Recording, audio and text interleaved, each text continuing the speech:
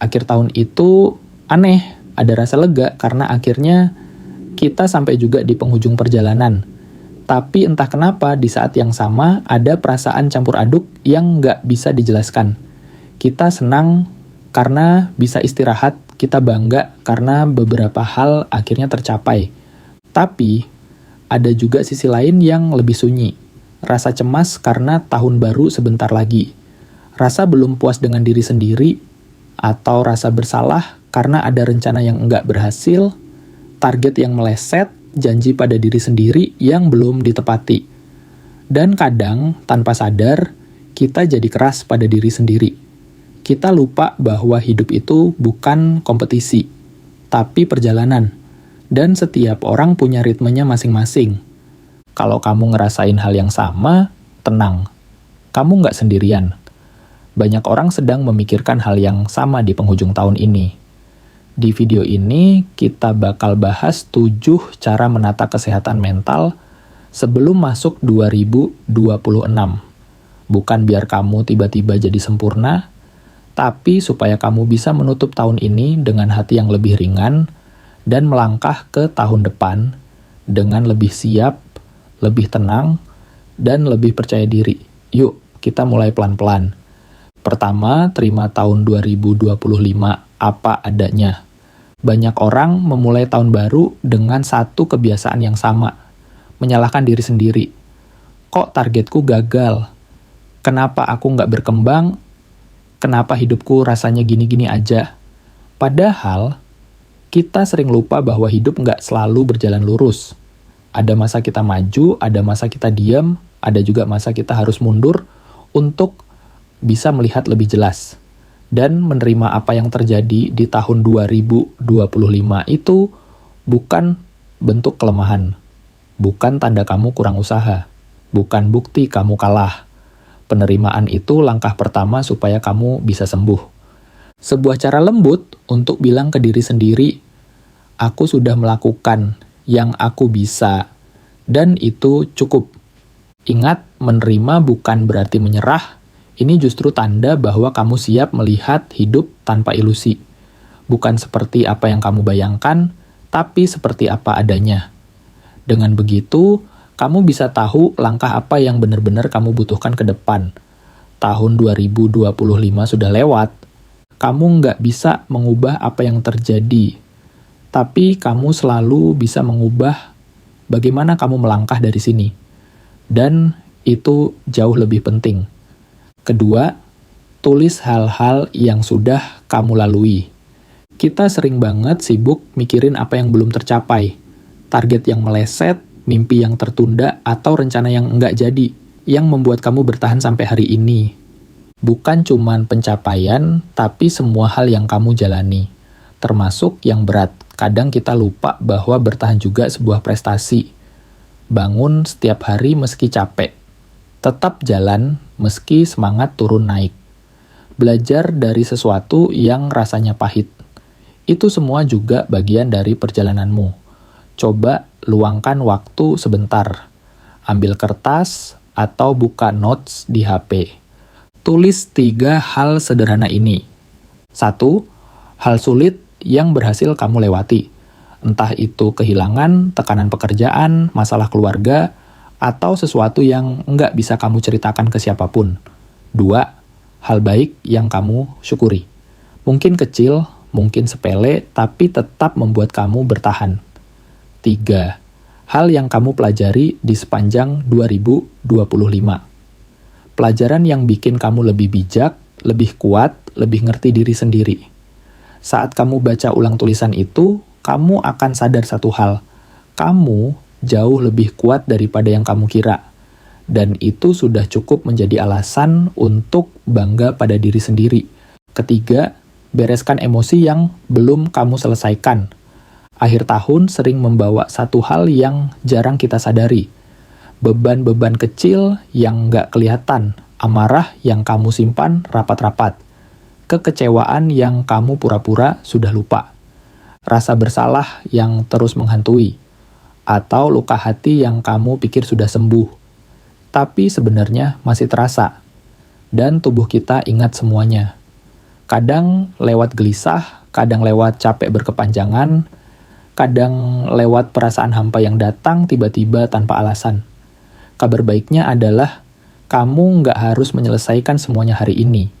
Kamu nggak harus memaafkan, melupakan, atau menata semuanya secara sempurna sebelum 2026 datang. Tapi kamu bisa mulai. Mulai dengan journaling. Menuangkan semua yang ada di kepala dan hati tanpa sensor. Mulai dengan ngobrol sama orang yang kamu percaya. Mulai dengan meditasi, menarik napas pelan-pelan, memberi ruang untuk diri sendiri. Atau, kalau memang perlu, mulai dengan menangis. Karena kadang, air mata adalah cara tubuh bilang, aku sudah terlalu lama menahan. Bereskan perlahan. Nggak usah terburu-buru. Nggak usah selalu kuat. Ingat, menjadi manusia berarti juga memberi izin pada diri sendiri untuk rapuh. Dan itu bukan kelemahan, itu keberanian. Keempat, rapikan ruang yang membuatmu stres. Kadang kita lupa kalau mental dan lingkungan itu sebenarnya saling berkaitan erat. Ruangan yang berantakan bisa bikin pikiran ikut penuh. Dan sebaliknya, ruang yang rapi, meski kecil, bisa bikin napas terasa lebih lega. Kamu nggak perlu ngebersihin semuanya sekaligus. Nggak perlu makeover besar-besaran yang melelahkan. Cukup pilih satu ruang kecil yang paling sering bikin kamu stres. Meja kerja yang penuh kertas, lemari yang isinya campur aduk, folder laptop yang berantakan, atau notifikasi HP yang nggak pernah berhenti. Mulai dari sana, pelan-pelan. Sedikit demi sedikit. Kadang membersihkan ruang kecil bisa membuka ruang besar di dalam hati. Karena ketika lingkunganmu rapi, pikiranmu pun ikut lebih tenang. Dan itu cukup untuk jadi langkah kecil yang bikin kamu merasa lebih siap menghadapi 2026. Kelima, atur ulang batasan, boundaries untuk 2026. Ini salah satu langkah paling penting. Karena jujur saja, banyak dari kita merasa kelelahan sepanjang 2025 bukan karena kerjaan yang terlalu berat, tapi karena terlalu sering bilang, iya. Padahal hati kecil bilang, tolong, jangan. Tahun depan, izinkan diri kamu punya batasan baru. Bukan untuk menjauh dari orang lain, tapi untuk menjaga diri sendiri. Kamu boleh menolak sesuatu yang menghabiskan energimu, meski orang lain nggak selalu mengerti. Kamu boleh mengurangi sosial media, kalau itu membuat pikiranmu lebih tenang. Kamu boleh menjauh dari orang yang toksik, meski kamu pernah berusaha keras untuk tetap bertahan. Kamu boleh membatasi kerja di luar jam kerja, karena hidupmu bukan cuma soal produktivitas. Ingat, batasan itu bukan tembok. Batasan itu perlindungan. Perlindungan supaya kamu bisa tetap jadi diri sendiri, nggak kelelahan, nggak tenggelam dalam ekspektasi orang lain, dan tetap punya ruang untuk bernapas. 2026 akan terasa jauh lebih ringan kalau kamu berani menjaga dirimu sendiri lebih baik. Keenam, siapkan ekspektasi yang realistis untuk 2026. Setiap menjelang tahun baru, kita sering punya harapan yang sama. Tahun depan harus lebih baik, harus lebih produktif, harus lebih sukses. Dan nggak salah, tapi kadang harapan itu jadi beban. Karena kita tanpa sadar membayangkan tahun baru sebagai sesuatu yang sempurna. Padahal kenyataannya, hidup tetap hidup. Ada naiknya, ada turunnya, ada gagal, ada bangkit. Ada harimu penuh energi, ada juga harimu cuman bisa rebahan. Jadi daripada bikin resolusi yang berat dan sulit dijaga, lebih baik bangun kebiasaan kecil yang realistis. Kebiasaan yang benar-benar mungkin kamu lakukan setiap hari. Coba mulai dari hal sederhana. Bangun 10 menit lebih pagi. Bukan untuk produktif, tapi untuk punya waktu bernapas. 5 menit journaling. Sekedar menaruh pikiran di tempat yang aman. Jalan kaki 15 menit, biar tubuh dan kepala sama-sama waras. Detox gadget seminggu sekali. Meletakkan HP, mengistirahatkan otak dari dunia yang bising. Karena pada akhirnya, kesuksesan besar itu jarang datang dari momen spektakuler. Dia lahir dari kebiasaan kecil yang kamu rawat setiap hari. Konsisten, pelan-pelan, tanpa tekanan. 2026 nggak perlu sempurna. Yang penting kamu menapakinya dengan lebih sadar, lebih ringan, dan lebih baik untuk diri sendiri.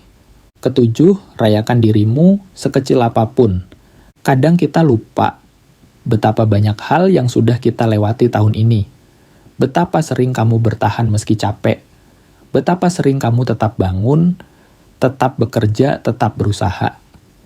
Meski dalam hati rasanya ingin berhenti. Kamu mungkin nggak merasa sempurna. Kamu mungkin masih punya banyak kekurangan. Tapi kamu ada di sini hari ini. Dan itu sendiri sudah alasan yang layak untuk dirayakan. Luangkan waktu sebentar untuk menghargai diri sendiri. Nggak perlu mewah, cukup sesuatu yang bikin hati hangat. Minum kopi favoritmu tanpa buru-buru. Nonton film yang kamu suka sambil bersantai.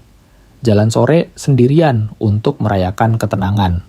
Atau sekadar duduk diam sambil bilang, terima kasih ya diri sendiri. Rayakan versi dirimu hari ini, versi yang jatuh, bangkit, gagal, belajar, mencoba lagi, dan terus berjalan sampai detik ini. Karena tanpa dia, kamu nggak akan sampai sejauh ini. Dan dia layak diberi apresiasi. Tahun baru itu bukan tentang menjadi orang baru. Bukan tentang berubah total dalam semalam. Tahun baru adalah kesempatan untuk melihat diri sendiri dengan lebih jujur, lebih lembut, dan lebih penuh pengertian. Nggak apa-apa kalau 2025 terasa berat. Nggak apa-apa kalau ada hal yang belum selesai, atau mimpi yang belum sempat kamu kejar. Yang penting, kamu mau terus berjalan. Pelan-pelan, setapak demi setapak, menuju versi hidup yang lebih baik buatmu. Semoga 2026 bukan cuma tahun penuh pencapaian, tapi tahun yang membawa kedamaian. Tahun yang membuat hatimu lebih tenang, kepalamu lebih ringan, dan langkahmu lebih mantap. Terima kasih sudah bertahan sejauh ini. Terima kasih sudah memilih untuk tetap hidup, tetap mencoba, tetap berproses. Kamu melakukan yang terbaik yang kamu bisa, dan itu sudah lebih dari cukup.